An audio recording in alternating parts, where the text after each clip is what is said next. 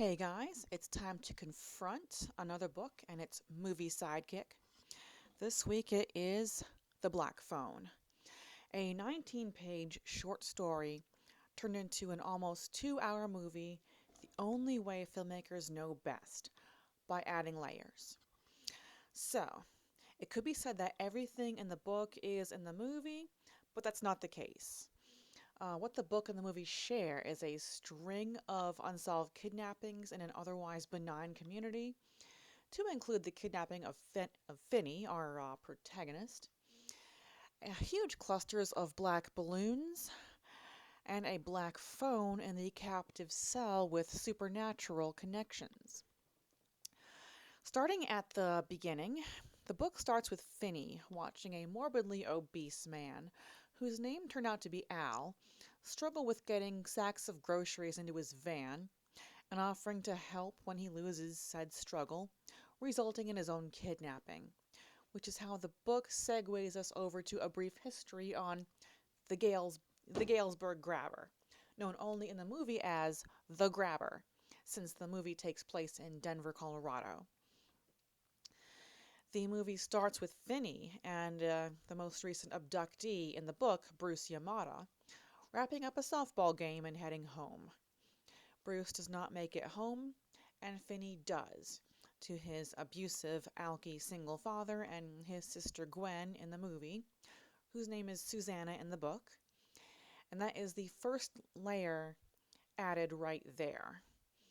The second added layer is Gwen having these dreams of a clairvoyant nature relevant to the grabber cases that get their family targeted by law enforcement and by bullies. The third layer is Robin with his unstoppable hand-to-hand skills before the grabber grabs him. And the fourth layer is that mask. The book and the movie match up for the first time when Finney is in captivity in the basement room with nothing but a black phone that he can only receive calls from his, predecessors through. Other than that, the book and the movie are different from here on out. In the book, Finney gets an inkling that his kidnapper, the morbidly obese Al, is acting under the instruction and duress of an abusive brother named Frank, and is starting to act more sympathetic towards Finney. In the movie, Finney starts to dig a hole in a hideable place as a means of escape, like Andy Dufresne in The Shawshank Redemption. Outside the cell, Gwen is still having vivid dreams loaded with clues, and the community is ramping up their efforts to find these missing kids, including speaking to Max, who doesn't know yet that his brother is the grabber, and the cell is under his own house.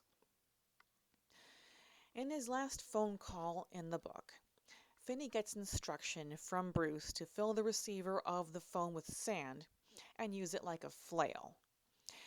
In the movie, he gets this instruction from Robin, along with a kickboxing lesson.